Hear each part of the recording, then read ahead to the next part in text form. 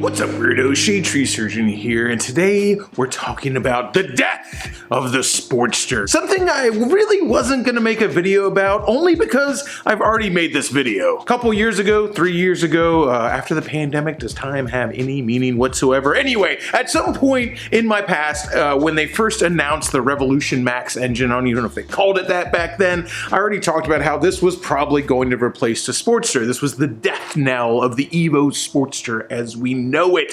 The Sportster is dead! Long live the Sportster. And hey, you know, it's obviously people are going to be upset. Obviously they're going to be sad because the Sportster is an iconic motorcycle. It is, in my opinion, probably the greatest motorcycle that has ever been built. And when I say greatest motorcycle ever built, I don't mean it's the fastest, I don't mean it makes the most power, I don't mean it's the most amazing, but as far as influential motorcycles, holy moly, dude, the Sportster's been in production since the 1950s. And the Evo Sportster, the Sportster we have today, has been in production essentially pretty much unchanged for 35 years. There are more Harley Davidson Sportsters on the road than almost any other motorcycle, as long as you're not counting stuff like the Honda Super Cub. Sportsters have been everything from touring bikes, to sport bikes, to track bikes, to drag bikes, to dirt bikes, to flat trackers, to jump bikes, to pretty much anything in between. There's almost nothing out there that someone hasn't modified a Sportster to do,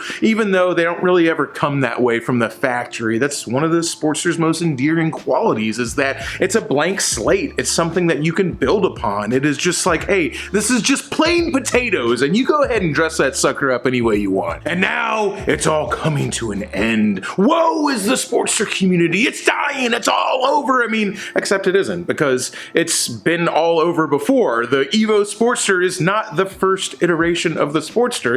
It's changed before, I promise you guys. It's even changed like drastically within the Evo line. When Harley Davidson went from the rigid mount Sportster to the rubber mount Sportster, a lot of people said that was a terrible move. Like, there's been terrible moves, or what people have said is terrible moves, by Harley Davidson when it comes to the Sportster many times over. And now we have the Revolution Max, which really doesn't look a whole lot like a Sportster to me, but also, who really cares? I mean, it's just a name after all, and it's a name that they're going to put on their mid-sized bike, and honestly, I think it's way smarter to keep the Sportster name than it is to just call it something else. Like, if somebody asked me my opinion what they should call this new bike, which really doesn't look anything like a Sportster, I would probably go like, yeah, Harley, you should call it Sportster. Now, I wasn't going to make a video on this because I've already kind of gone over a lot of this stuff, but what made me really want to get up off my ass and talk about this is just the reaction from a lot of people that I'm seeing online, mainly on Instagram, seeing people complain about this bike. And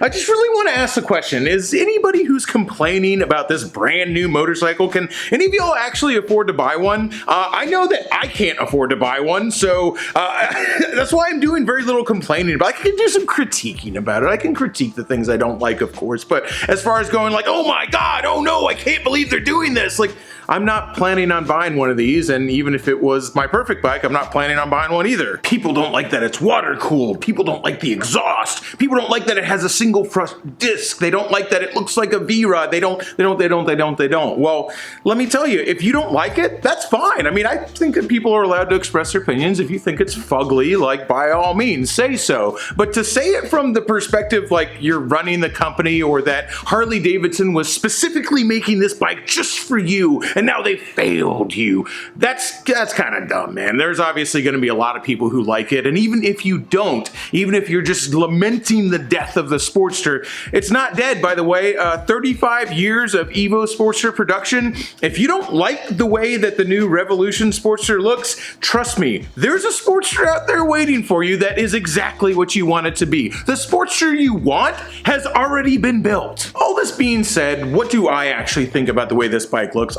I think it looks pretty slick. It's not really my thing. It's not the bike that I would choose off a showroom floor, and that's fine, because if we know anything about Harley Davidson, it's the fact that they really love making things modular. It's what Ford did with the assembly line, and what Lee Iacocca did with cars in the 70s and 80s. So many things between different Harley models are interchangeable, and they have been for a super long time, and I don't think that's going to change anytime soon. So here's the thing, even if you don't like this Sportster, the one that got unveiled today, that kind of like half flat track, half bobber looking, whatever it is. It kind of defies like it defies placement. I don't even know what I would call the motorcycle. Like, it's got high exhaust, but then the way the seat goes over the rear tire, it looks like it could have almost no suspension travel. Like, again, not my thing. But if you think that's gonna be the only option available for the new Sportster, let me tell you, you haven't been following what Harley Davidson does. If there's anything that Harley loves to do, it's to take a single engine and spread it over as many platforms as it possibly can. Now, this certainly isn't a new concept. Plenty of people do it. Harley's been doing it for years, but when I look at the new Revolution Sportster, I really think it's going to be more along the lines of, let's say, what Triumph has done with their 1200cc engine, where it's in so many different things. If you look at the new 1200 Triumph engine, it's in the Scrambler, it's in the T120, it's in the Triumph Bobber, it's in the Speed Twin, it's in the Thruxton R. All those bikes are pretty different from each other. I mean, it's the same basic bike, essentially. It shares so many parts in between the Triumph Bobber and the Triumph Scrambler. Again, if you think that this is going to be your only option and you're upset because you don't like the way that this particular bike looks, even though you're behind the horsepower and you're behind the new suspension and you like this package, but you don't like the bike, just hold up. I promise you, there's going to be other stuff. There's going to be other models available. I wouldn't be surprised if Harley Davidson puts out a bobber, if they put out like a sport bike, the Bronx, of course. Hey, the HD Pan America already exists using the same engine. So the writing's already on the wall for this, and I wouldn't be surprised if we see even more along this line. What I really think we're going to see is more of a stripped down Scrambler, kind of like the Triumph Scrambler, maybe without a fairing, maybe not as high tech looking as the HD Pan America, which basically is code for, we're going to give you like a worse bike than the Pan America that looks cooler but charge the same amount of money for it, and people will still buy it. Kind of like the difference at Triumph between the Triumph Tiger and the Triumph Scrambler. I know there's a lot of people that don't like that it's water cooled, but time marches on, man. You're just not going to be able to make large displacement air cooled engines forever. Trust me, I don't want to see them go away either, but at least here in America, we're lucky enough that if there's plenty to choose from, you can still buy a large displacement air cooled engine, whether it be used or whether you're building your own using all aftermarket parts right down to the engine, transmission, and frame. Again, like I said, people have been lamenting the death of certain Harleys forever. Like, people hated the Evo when it first came out. Shovelhead till I'm dead, baby. Guess what? You can still buy a shovelhead. You can still buy a shovelhead that has already been built and was built back in the day, or if you want, you can buy an aftermarket frame and a shovelhead motor from S&S and go to town, man. You can still have a shovelhead. You can still have a panhead for the same way, whether it's an old one or whether it's a new motor from S&S, and the same with the knucklehead. So it's like these things aren't like not available to you, okay? I think a lot of the anger and a lot of the people saying like, I don't like this new concept, is that they're worried that future generations aren't going to get to experience the Sportster the way that they did. And to that I say, like, they'll love this one for different reasons. I've said this about electric bikes a lot, is that, yeah, we don't like them now because they're different. They don't make the same noises. They have no soul. But people who grow up with them, like kids who grow up and they've only ever known electric bikes, they're gonna love them just as hard as we love our motorcycles, I promise you. And the same goes for this new Sportster. Trust me, there's gonna be plenty of different options available. And come on, as far as like the people are like, I don't like the pipes and I don't like the seat, and oh, it's a Harley. Do you think that the aftermarket companies didn't already have all the specifications of this model way before we even got officially announced that it was gonna happen? Do you think that like Saddlemen, Bassani, like all these companies that make parts for these S&S, you think these companies didn't already have like a full spec sheet breakdown of every little dimension of this motorcycle before, like they probably had it a year ago, because Harley Davidson knows that its aftermarket is really its life's blood. Like, these guys, trust me, there is going to be a million different options right out of the gate for this bike. Don't worry. I bet in 3 months after it hits the showroom floor, there's going to be more exhaust options for the Sportster Revolution X than there is for a pre-2003 Evo Sportster. What can we say, man? Time marches on, and you know, you don't always have to like it, but it's okay because the other stuff is still there. It's not like all these old Sportsters that you really liked, all the Evo Sportsters just imploded and you couldn't get them anymore. They just all just died on the spot once the Revolution X was announced. Like, that's not how it goes, man. You can still have the other one, man. You don't have to get the new one. And maybe it's just people not liking where the company is going or thinking it's a bad idea. And to that, I don't even know how to answer that one because I just don't really care that much. Like, maybe it's not a good idea. In fact, you know, maybe it's not a good idea. I guess I could say that. But I would only say that about the model that they chose to lead with, because I think that there's going to be cheaper models. Like, the price is an issue. It's expensive. They're showing the nicest one. They're showing one that almost looks like done already. And Harley Davidson has been really good about offering standard models. They've done the Softail standard. They're doing like the Street Glide standard. They've been really good about saying like, hey, this is plain potatoes. This is your basic bike. And I'm positive that this new engine will be offered in a very basic form because Harley Davidson is very much aware that people like to modify their bikes. So why would they say this bike is done from the factory? Like, that has already happened. You were already able to get a Sportster Roadster. The old XRs were like that. You can get bikes that are done up at the factory,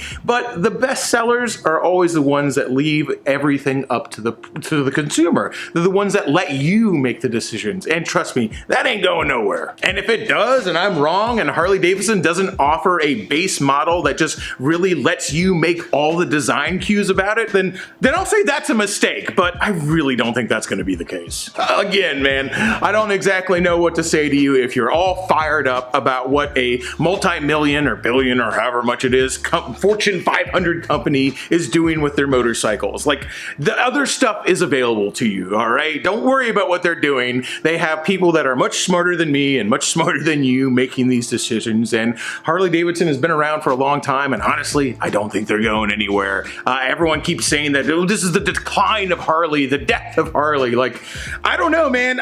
People keep saying that, and I don't, because I don't see it. It seems like they're doing just fine to me. From everything I see, it seems like there's more Harley Davidsons on the road than I've ever seen in my freaking life, man. There's Harleys everywhere. And hey, I'm just a dude. I don't take it financial advice from me, because, you know, my financial advice is, you know, keep some cash in your mattress. Like, I'm not the person you should be talking to about this.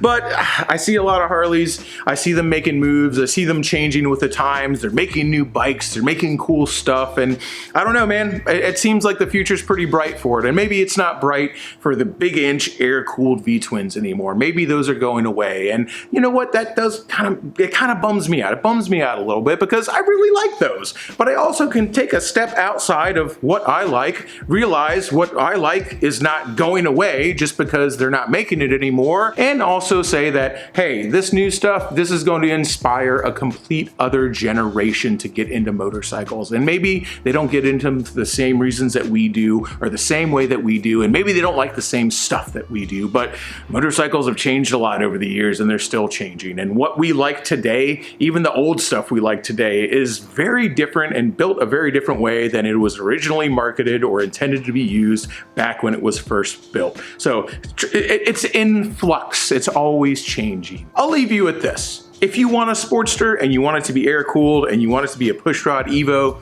you can still get that, and that's not going anywhere. Hell, you can still pick up an old Ironhead Sportster if that's what you really want. 35 years is a pretty good run, man, but at the end of the day, it's just a machine that somebody else designed and somebody else made and somebody else sold, and maybe you bought one, but don't tie up your whole personality into it that hard, because this is still somebody else's baby. You're just riding it. I'm gonna keep this one kind of brief because, to be totally honest with you, I didn't particularly want to make this video. I just felt like I should, because I don't like seeing just people get so angry about something that matters so little. It just doesn't matter to me what the new Sportster was. Like, the new Sportster could have been an inline 4 adventure bike, and I really wouldn't have cared cared that much because the old Sportster still exists. Like, if it sells, then they're gonna do it. Like, Harley Davidson is not in the business of losing money. If they wanted to make just like glitter pink dildos, that's what Harley would make. It's a business, and they're going to make the best decisions to further their business.